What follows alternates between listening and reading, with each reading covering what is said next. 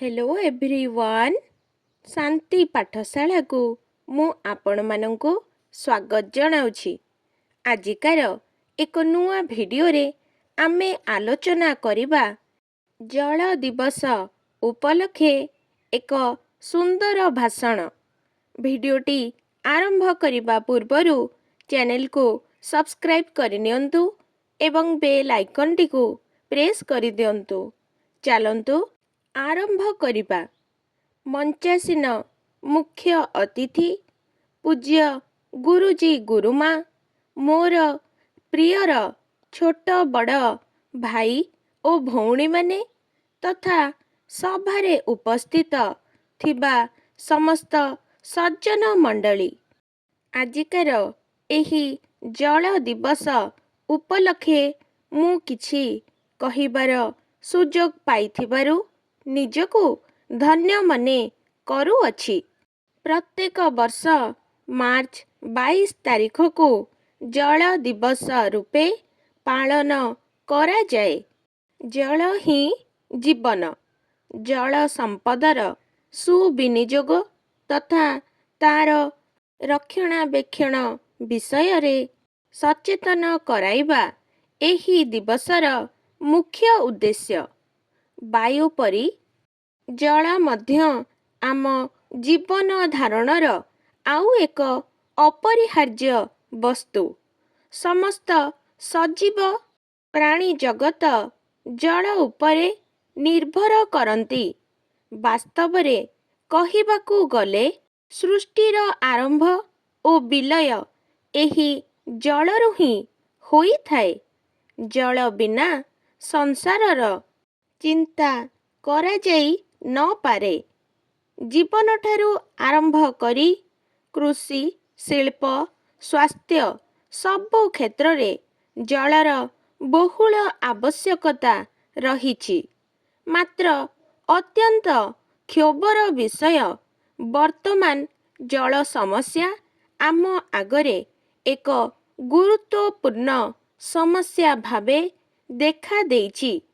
वैज्ञानिक माने सतर्क बाणी सुनाई सारिलेणी जे भारतर जल संपद क्षेत्र रे विषम संकट उपजीव। प्रकृत पक्षे देखिबाकू गले भूतल जल निम्नगामी हेबा जोगु आमकू किछि वर्ष हेब असुविधार सम्मुखीन हेबाकू पड़ुछि। जदि एही प्रकार परिस्थिति लागी रहे तेबे एहा समस्त प्राणी जगत प्रति चिंतार कारण। भारत कुह बा आम ओडिशा राज्य कुह एमिति बहुत गुड़िए अंचल अछि जेउठी जलर उत्कट समस्या देखा देउछि। भूतल जल निम्नगामी हेबा जोगु ग्रीष्म काल आरंभ हेउ हेउ जल समस्या देखा देउछि। कूप, पोखरी, नदी, झरणा आदि सुखी जाउछि। टोपाए पानी पाई लोक मानंकु बहु दूर स्थान को जाई जल संग्रह करिबाकू पड़ुछि। जना जाए आम राज्य रे 3000 रु ऊर्ध्व ग्राम रे पानीय जल संकट रहिछि। जल आम दैनंदिन जीवन रे स्नान, पानीय, रंधन, पूजार्चना आदि कार्य रे लागि थाए। एहा व्यतीत घरे रखिथिबा जीवजंतुंक पाई परिष्कार परिच्छन्नता पाई जलर बहुल आवश्यकता थाए। एहार अभाव रे पारिवारिक जीवन विपन्न हुए। मनीष जीवजंतु समस्ते छटपट हुअन्ति। जल बिना कृषि कर्म बाधाप्राप्त हुए।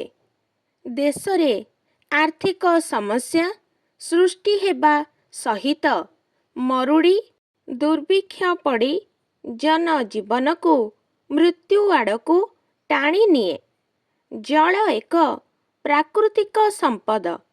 ଏହାର ରକ୍ଷଣାବେକ୍ଷଣ କରିବା ଆମ ସମସ୍ତଙ୍କ ଗୁରୁ ଦାୟିତ୍ୱ। ସରକାର ଏବେ ଜଳ ସମସ୍ୟାକୁ ଦୃଷ୍ଟିରେ ରଖି ଜଳ ବଣ୍ଟନରେ ସୁବ୍ୟବସ୍ଥା କାର୍ଯ୍ୟ ହାତକୁ ନେଇଛନ୍ତି। ଏଥିପାଇଁ ଗାଁ ଗାଁରେ ପାଣି ପଞ୍ଚାୟତ ଗଠନ କରି ତାର ସୁବିନିଯୋଗ କରାଉଛନ୍ତି।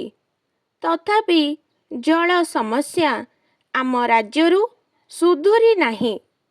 ଏ ସମସ୍ୟା କାହାର ବ୍ୟକ୍ତିଗତ ସମସ୍ୟା ନୁହେଁ, ଏହା ଦେଶର ସମସ୍ୟା। ଆମ ସମସ୍ତଙ୍କର ଏହି ସମସ୍ୟା ପ୍ରତି ସାବଧାନତା ଅବଲମ୍ବନ କରିବା ଉଚିତ। ଜଳକୁ ପ୍ରଦୂଷଣ ନ କରି, ଅଯଥା ଜଳକୁ ନଷ୍ଟ ନ କରି ଆଗାମୀ ଦିନ ପାଇଁ ସଂରକ୍ଷଣ କରିବାର ମନୋବୃତ୍ତି ପୋଷଣ କରିବା ଉଚିତ। ଆଜିର ଦିନରେ ଆମେ ଶପଥ ନେବା, ଜଳର ସଂରକ୍ଷଣ କରିବା, ଜଳକୁ ପ୍ରଦୂଷଣ ମୁକ୍ତ ରଖିବା ଓ ଜଳର ସୁବଣ୍ଟନ ଦିଗରେ ଲକ୍ଷ୍ୟ ରଖି ସୁସ୍ଥ ନିରୋଗ ସମାଜର ଗଠନ ଦିଗରେ ସହାୟକ ହେବା। ମୁଁ ଏତିକି କହି ମୋର ବକ୍ତବ୍ୟ ଶେଷ କରୁଛି। ଆଜିକାର ଭିଡ଼ିଓଟି ଆପଣଙ୍କୁ କିପରି ଲାଗିଛି କମେଣ୍ଟ ମାଧ୍ୟମରେ ନିଶ୍ଚୟ ଜଣାଇବେ ଏବଂ ଲାଇକ୍, ସେୟାର, ସବସ୍କ୍ରାଇବ୍ କରିବାକୁ ଜମାରୁ ଭୁଲିବେନି। ଧନ୍ୟବାଦ।